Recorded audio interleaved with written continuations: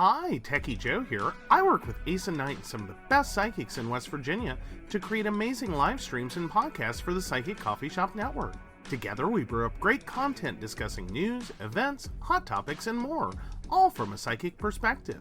On the Psychic Coffee Shop, we interview amazing authors in the metaphysical realm. Coffee and Tea combines ASIN with Tracy, Dottie, Natalie, or Lady Gwendolyn for the good and the bad of being a psychic. Shameless Self-Promotion with Dottie the Psychic talks to leading and emerging YouTubers and business owners in our community. Mountain Bears brings you the latest in LGBT news and politics.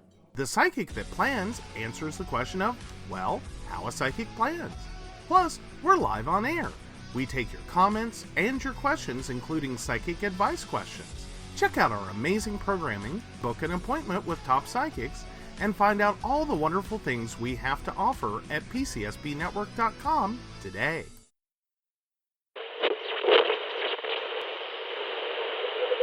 You're listening to the Esoteric News Briefs, your source for the paranormal, the mysterious, and the strange.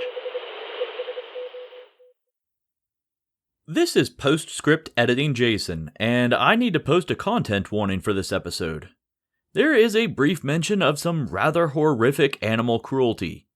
It's brief and not too graphic, but unpleasant nonetheless.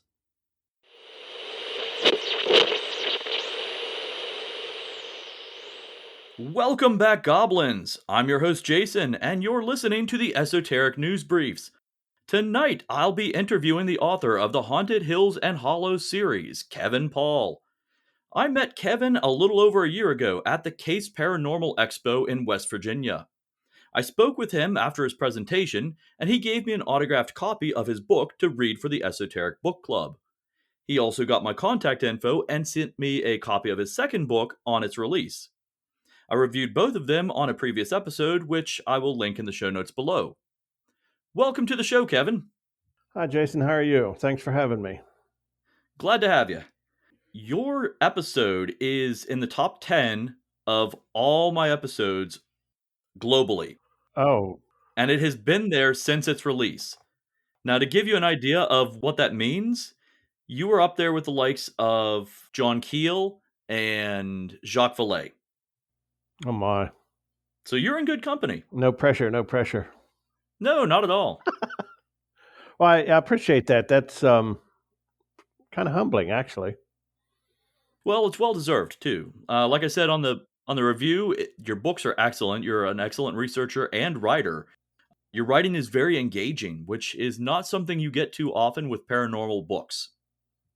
Yeah, it's kind of a two-edged sword. Some people that prefer flash and glamour have lambasted me a little bit, but by far the majority appreciate the style. I'd rather go into the detail in the background and other than the oh look, I got my meter to flash, that kind of stuff.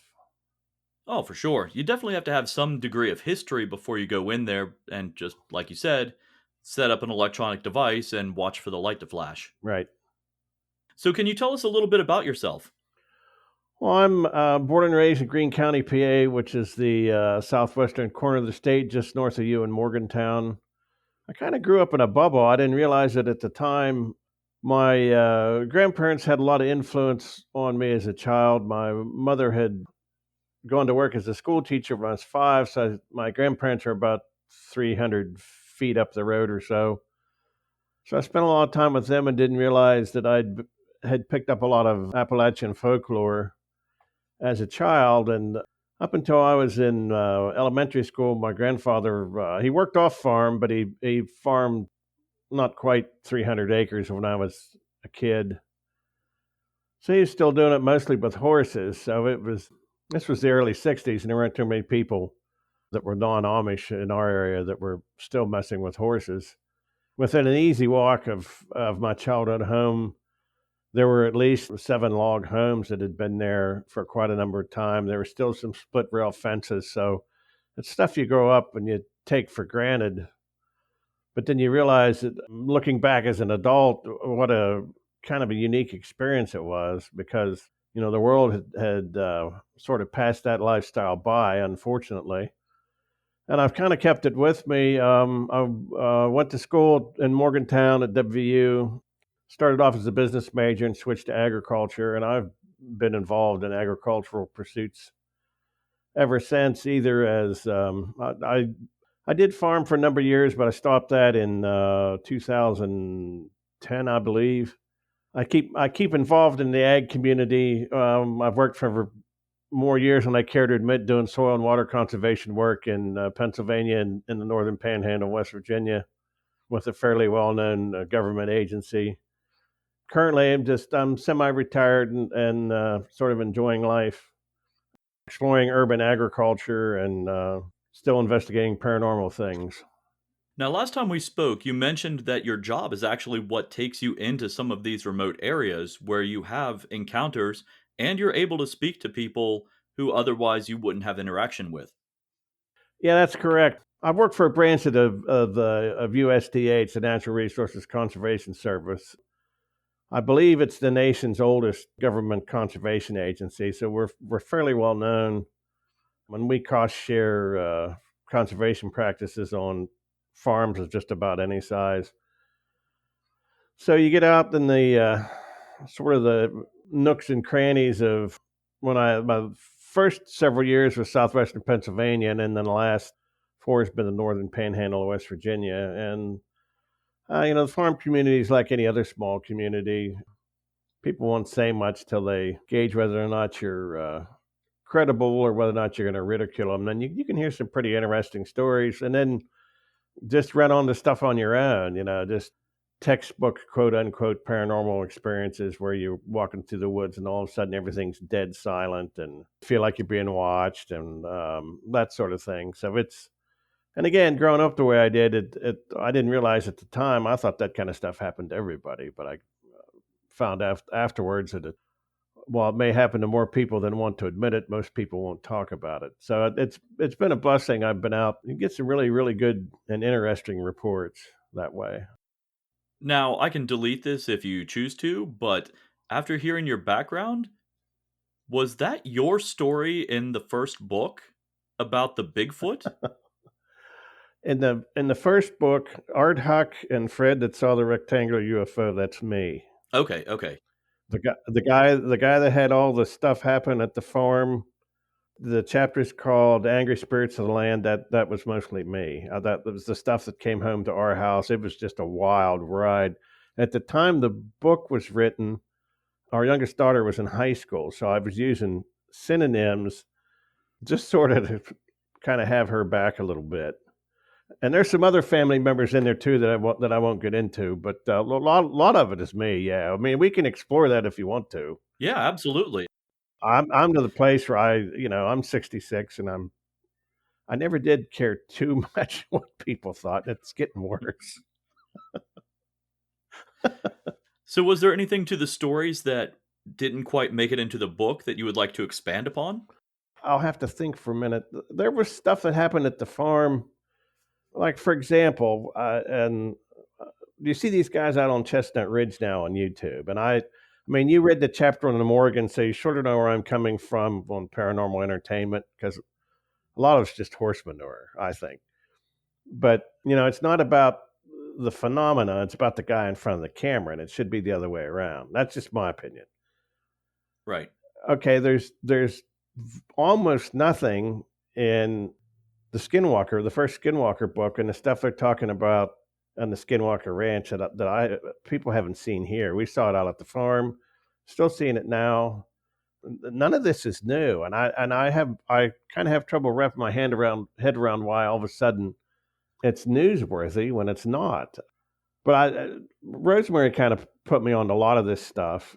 She taught me a lot, but basically, she would kind of point you in a direction and let you. Her thing was find your own niche, and I guess my niche is this stuff's all real and none of it is new. So why are we trying to explain stuff that you pick the ancient belief system and it's explained it? So why do we have to hang scientific tags on stuff? So however you want to go with this is okay with me. You mentioned Rosemary, and that is Rosemary Ellen Guiley, correct? Correct. Now, how did you end up working with her? I was involved at that farm that's in the chapter called Angry Spirits in the Land, and I'd seen stuff all my life, but I started seeing stuff that was just like weird, and it wasn't like shadow people or apparitions. It was objects being moved, thumps and bangs. You would, there's one time we were going to kill some chickens and knives appeared that hadn't been there, and just like really out there kind of stuff. And there's the incident that's in the first book about the cat that I found gutted in the house, but and it was never unlocked. I mean, nobody broke into the house, but the cat had been gutted, no blood. And that I found kind of disturbing. And so I worked in Delslow outside of Morgantown at that point. And my supervisor's position was you could listen to whatever you wanted to in your workspace on a computer as long as you got your work done. You could watch anything, you'd have anything on, get your work done. And I started listening to Coast to Coast. And she was one night with George Norrie, and I sent her an email. And I've said this 1,000 times. I never, ever, ever expected to hear from her. And it was a short amount of time, I was contacted by a group in Pittsburgh that essentially were friends of hers. It was a paranormal group, and they came down to see if I was a kook. And I mean, that's my words. So we went out to the farm, and I thought, well, I don't know these people, and I'm probably never going to see them again. So I was just telling them everything. And the next thing you know, I got an email from Rosemary, and she started coming to Greene County. There's work that she and I did that are in two of her gin books, The Vengeful Gin, and oh my gosh, what was the first one? The Gin Connection. The farms in both of them. I have as things progressed there at the farm, and I had never heard of gin, and this was all new to me, and I was having trouble, having been raised traditional Protestant Christianity, wrapping my head around all this stuff, and it took me a while. When the Gin Connection came out, she gave me a copy, and she signed it to Kevin, you know who they are, with an exclamation point. And that's been several years, and up until this past year, I was afraid to read the book. That's how bad the stuff was. So I read the book this past spring, and it's just like, oh dear Lord, I know exactly. I mean, I've seen all this. I know exactly what she's talking about.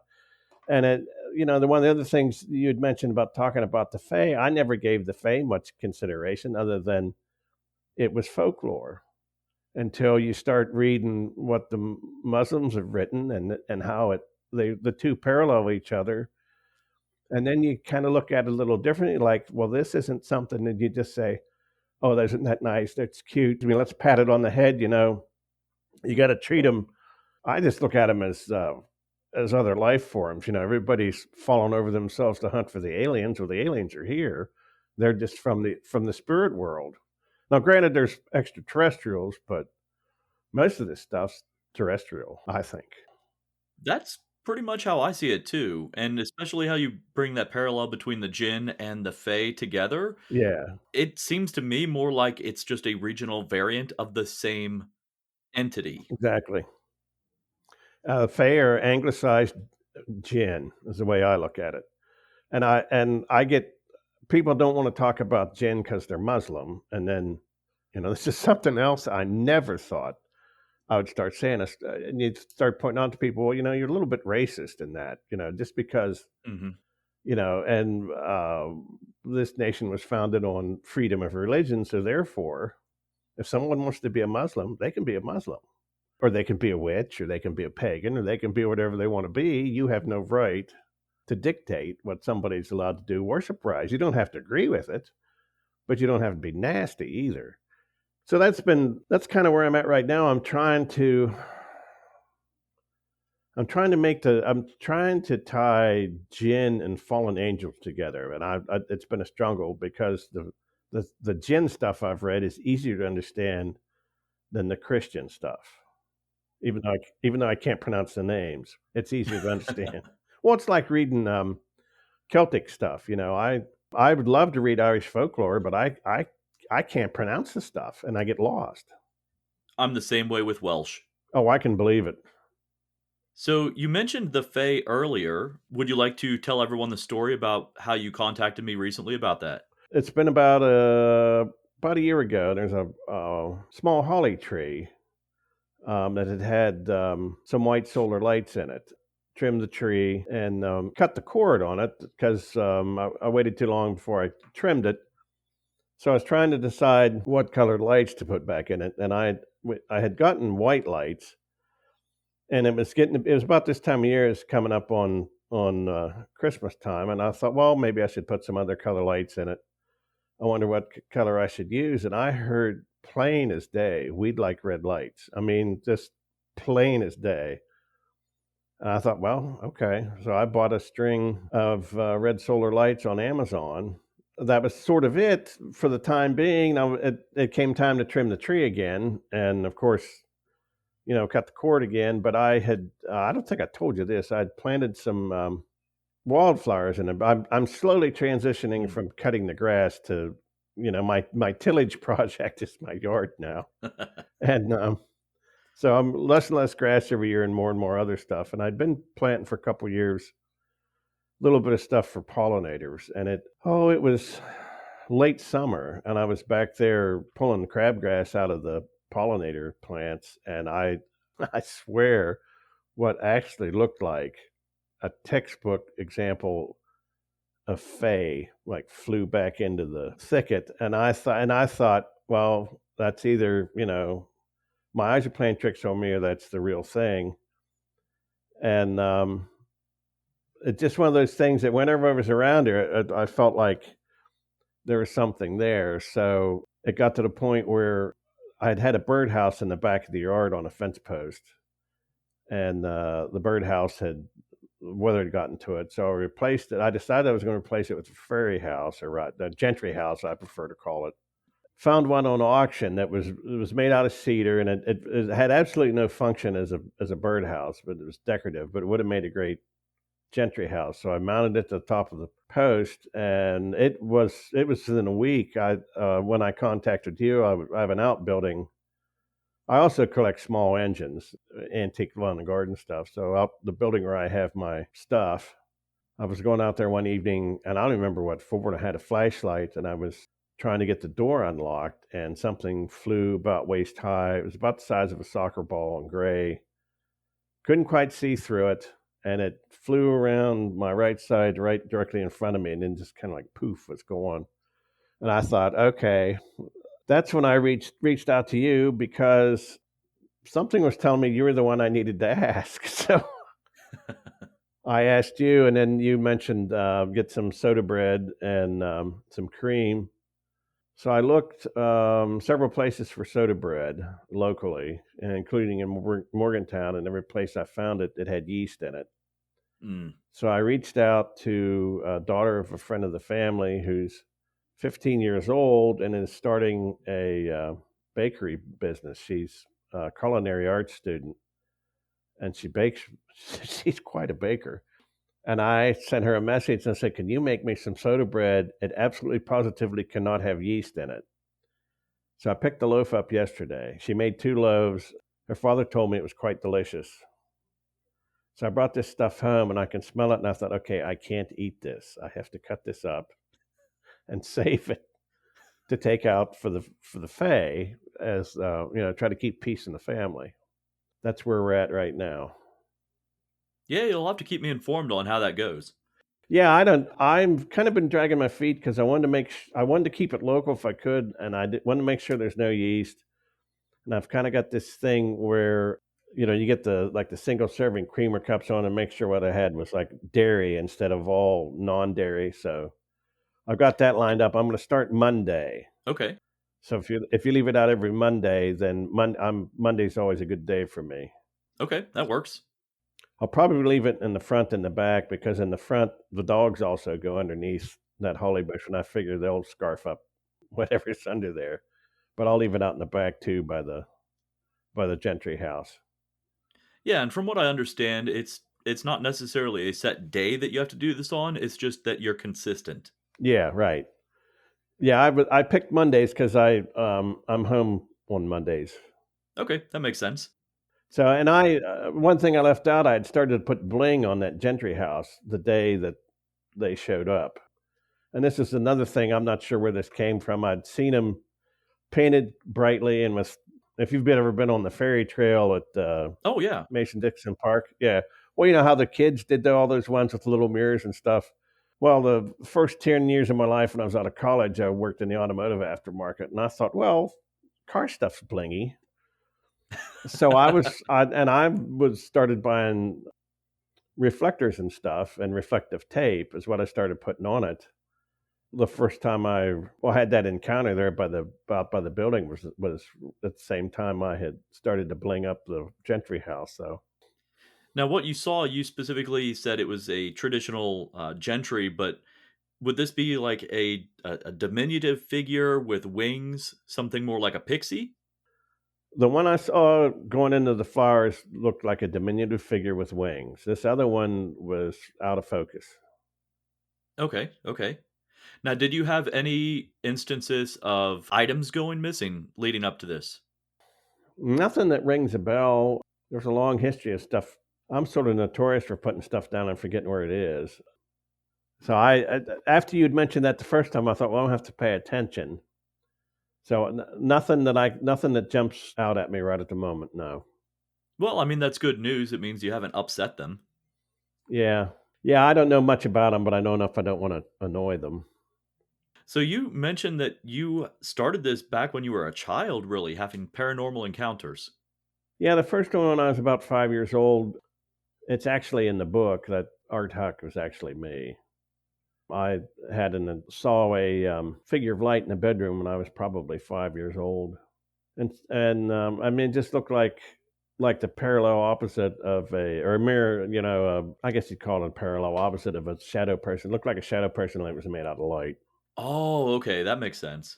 Yeah, and of course, I kind of scared the crap out of me, and I went and woke my mother and dad, and they assured me I was just dreaming, and then I would tell that kind of stuff to my grandmother, and that wasn't the feedback I got from her.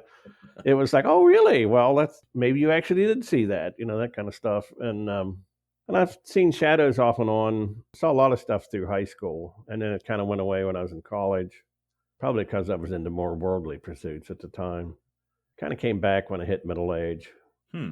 So, of all the stories that you have collected or even encountered yourself, which one is your favorite? I'd have to say the Morgan. A lot of this stuff, when it happens, you kind of question your worldview. Not so much anymore, but when this stuff first happens, and you have to try to decide whether or not whether you need some kind of help or whether you've actually seen this stuff. The Morgan was, I guess, probably the most profound because it was like a 2-year process leading up to the actual encounter. It's the sort of thing that once it happens, again, being familiar with folklore and reading signs when you do stuff, when you grow up around a farm where everything's done by the sign. And I had become convinced quite a while ago that a lot of this stuff that's communicated from the spirit world, we think we know what they're telling us, but a lot of it's metaphors. For example, a lot of people, it's a common belief that the batteries go dead on devices because spirits need the energy to manifest, and I don't think that's the case. I think the batteries go dead because the gadgets annoy them. Because it's I think it's incompatible electromagnetic energy. So it'd be sort of like having a bug crawl on your skin. Hmm. And I when there's plenty of other electrical sources that are far greater than AA or AAA batteries in an EMF meter, I would think they would go after that. So there's a lot of metaphors and dreams that led up to seeing the Morgan, and then when I finally encountered her, like in real time, it really got my attention. Kind of blew me away there for a little bit. I've had a couple others since then that they're like time slips, but I'd have to say she was kind of a game changer because I started speaking out about stuff that annoyed me. Maybe that I think's that wrong in the paranormal community, that's actually just exploitation. Did that make any sense? Oh, yeah, yeah, that absolutely makes sense. I was actually thinking maybe we should summarize the encounter for people who may not have read the book yet. Okay, I'd had a series of dreams over a couple of years, and they all had a similar theme. Again, like I said, I work in soil and water conservation, so these dreams would have that kind of sitting. They were always rural. They're generally out in the middle of nowhere, which is where we work. And generally alone, which is how we work. The one that it started off, I would see. I thought they were aliens at first. They all looked like, I'll show my age here. They say they all look like hippie women from the Vietnam War era. Okay. Okay, so they all look like hippies. So, like, fringed tops, like leather almost. Long hair, not necessarily neatly brushed. A lot of gauzy tops, off whites, ragged clothes, not necessarily leather fringe. They just looked like hippies. Okay. And I saw one several times. She's slender, kind of shaggy looking, not real clean. So I was at work and had to do a site visit. So I go out to this location, and this is in real time, and the landowner said, "I'd like you to meet my hired help." And she brings this woman in, and here's this hippie chick from these dreams, and it kind of floored me. So we talked for a little bit, and I left.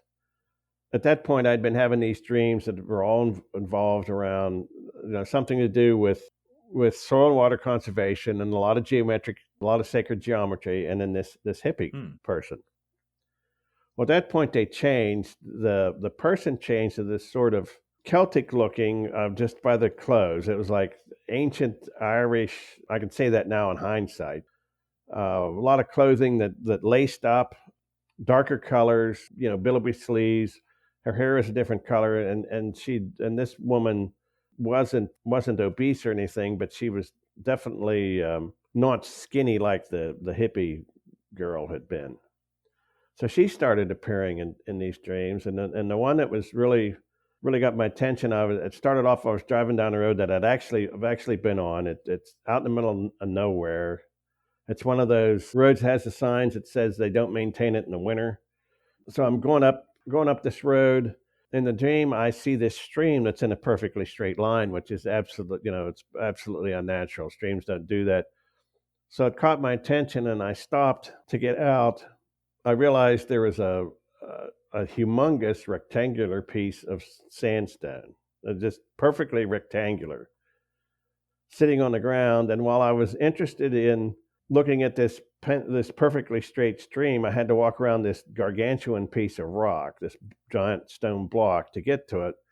So I touched my hand on the rock to keep my balance, and I was sort of instantly transported to the top of the rock. It was the same scene, had the stream, the vehicle was there, but I was on top of this rock, and here was this Celtic looking woman with auburn colored hair, handed me like a package, like a gift, and it had some kind of markings all over it in gold. And I opened it up. I don't think I go into this in the book, but what it actually was, it was a wedding invitation. Hmm. And it was an invitation to a wedding, and I was supposed to marry her. And I was like, in the dream, I was like, no, you don't understand. I don't know you, and I'm already married. And she's saying, and this was all done through telepathy. And she's saying, well, you're taking this out of context. But she told me that she and the others had gone on ahead, and I was to catch up with them. So she disappears, and I open this thing, and it's full of like really mundane photographs, but it's all like masculine and feminine themes. Hmm.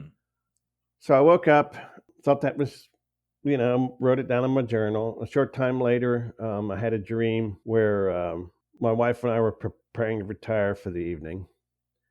And I was already in bed, and the bedroom door was open, and she was in the bathroom. We're having this conversation, and I had my back to the door, and she comes in and gets in bed, and I turn over to say something to her, and here's this woman with the auburn colored hair from the dream that's in the bed. And I jumped up and I said, who are you? what are you doing? I'm married. You got no business being here. And her reply was that she wanted to see me in her natural state, that she'd been with me longer than anyone.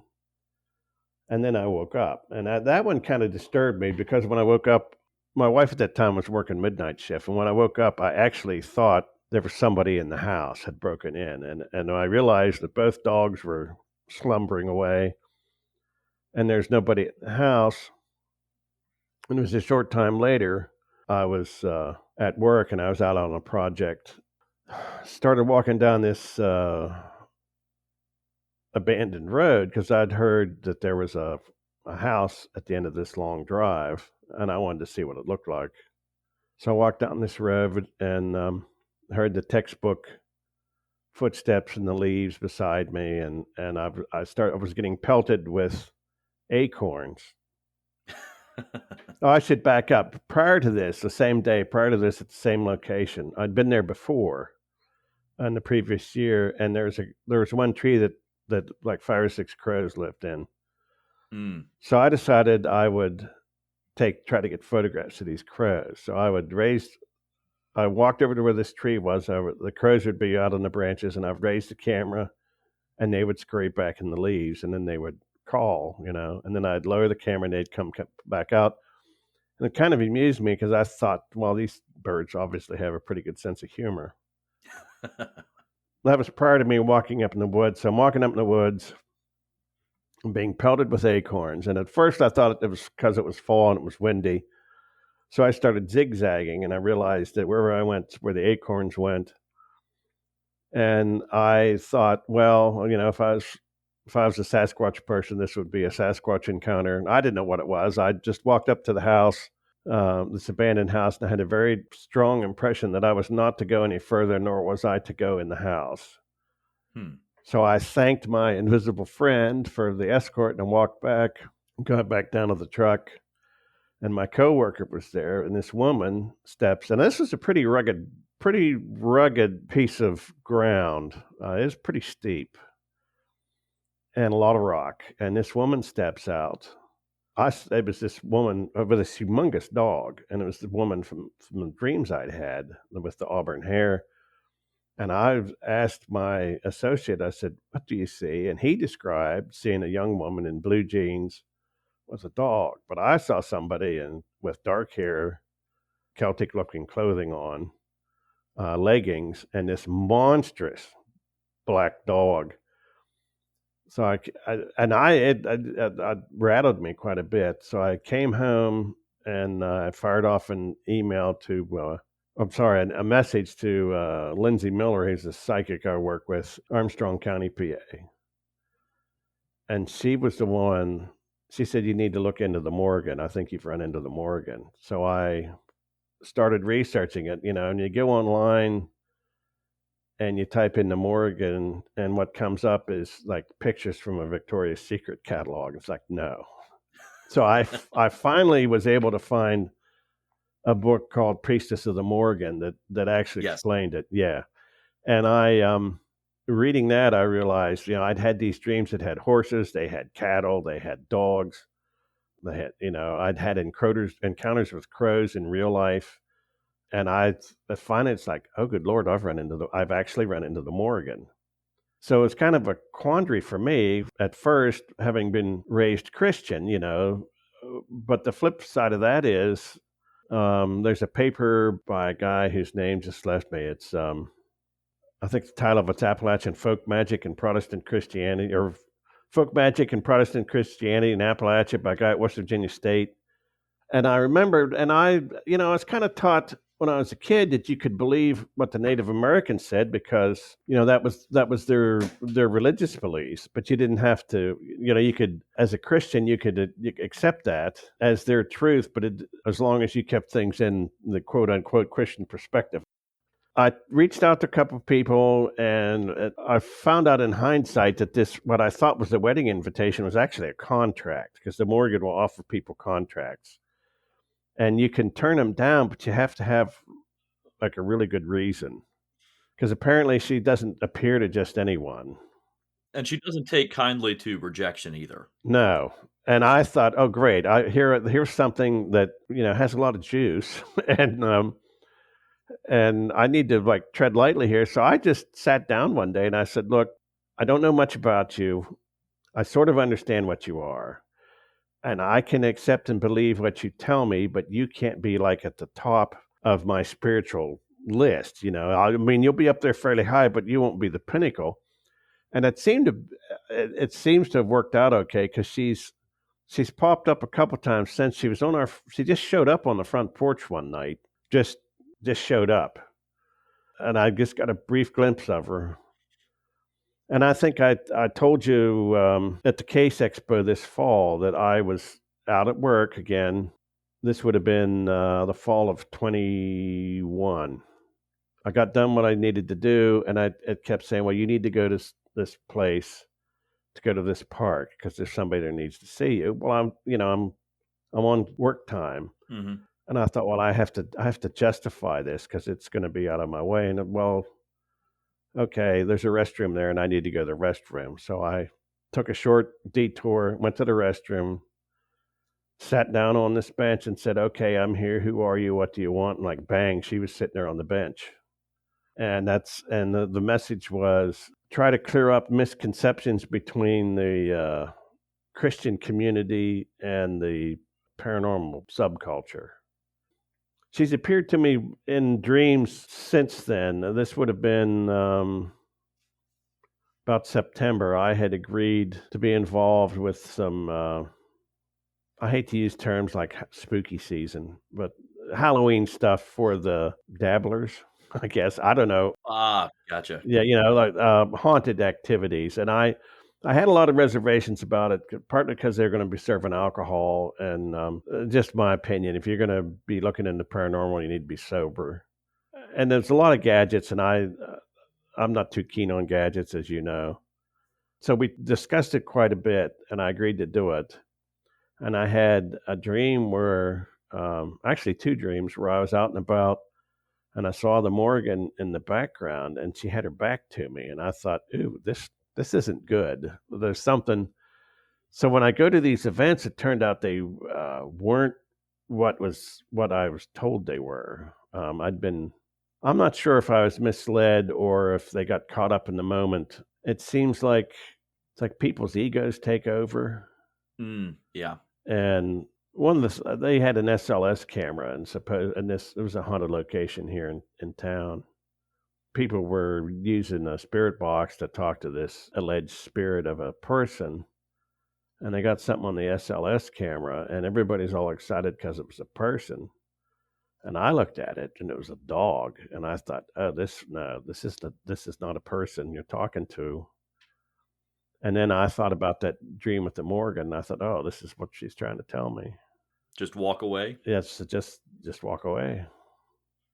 Yeah, and I've noticed that with some groups, you can do your best to advise them, and you can give your opinion based on your own experience.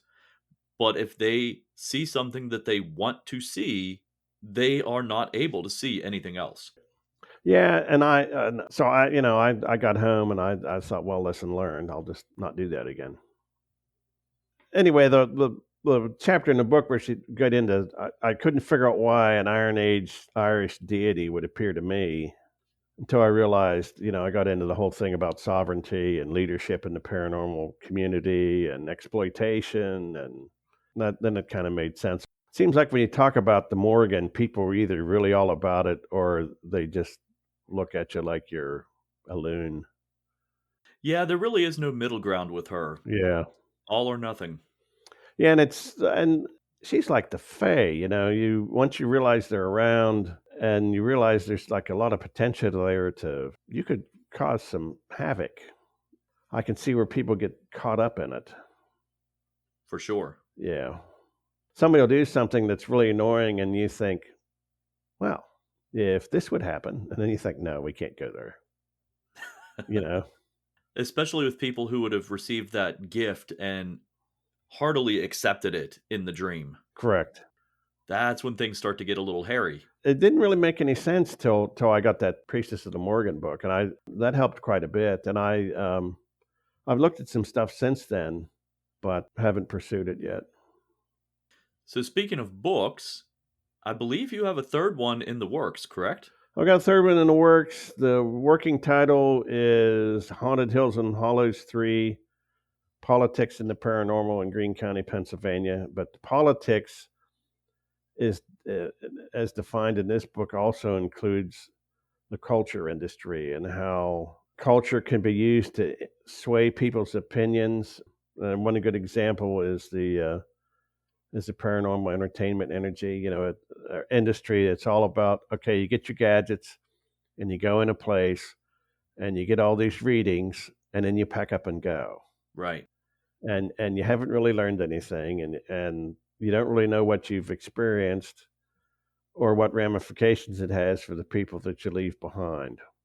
That's a big one for me, especially that you go in there, you stir up all the spirits, and then you leave. Yeah. And then the people who live there are stuck with it. Yeah. So I'm going to look into a couple places. There's been some dogman reports in an area where there had been what we call in Western civilization as an Indian massacre. It's hard to tell. I've come to conclusions that the Native Americans just got tired of taking it and got even. Going to look into one of those places. Found a really interesting location that sort of sounds Fey related. They've got objects moving in through the house on surveillance cameras.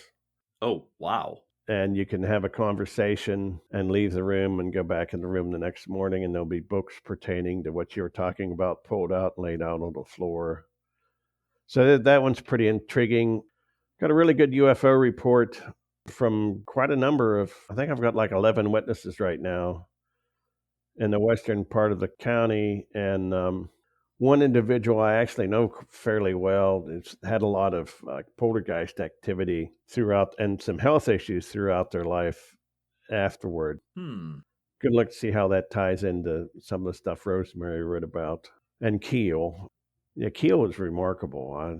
I think he's kind of underappreciated. I had read Operation Trojan Horse, and what's the other one? Is it the Eighth Tower? The Eighth Tower, yes. Eighth Tower, and I read a review of it. The guy, there was a guy land-based him because he said he didn't have an understanding of physics. I thought, man, you're missing his whole point here to the book.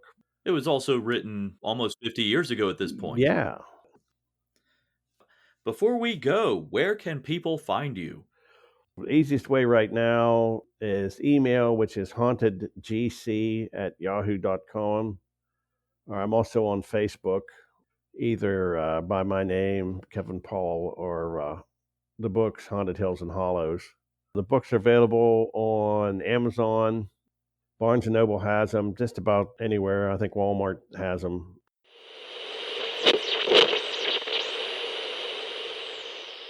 This is Postscript Editing Jason again. It's at this point that Kevin and I rambled on for another 30 minutes or so, and then I completely forgot to do a sign-off. So, just to cover all my bases, I have Kevin's contact info in the show notes, as well as links to all of his books. When he has special events in the future, I'll post them on the Esoteric Book Club Facebook group. So until next time, for everyone listening out there, remember, stay weird.